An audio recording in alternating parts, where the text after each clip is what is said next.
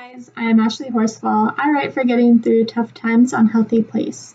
Today I wanted to take a few moments to talk about how important it is to take a break from the news or social media, especially when you have anxiety and something tragic and terrible has just happened.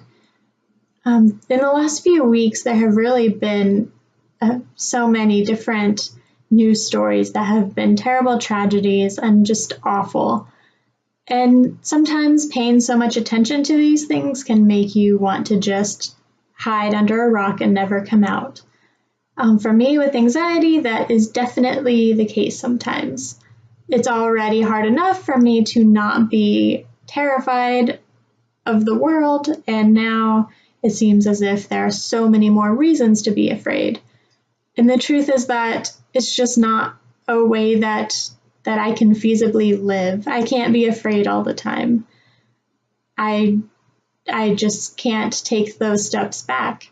So I've found that for me, sometimes not reading the news so much, and also just avoiding social media sometimes can be really just worth it, because so much information coming at you can be overwhelming.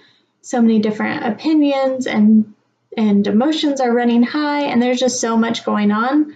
I feel like I just want to filter out what I'm taking in and take a few days to process before returning to the news or social media, whatever it may be.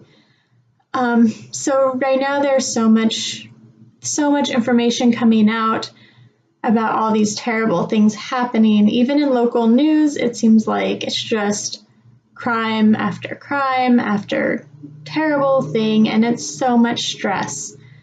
It can really make you just not want to go outside ever again. So for me, it's just been really important to take a step back and look at things through a more realistic lens than my anxiety allows me to.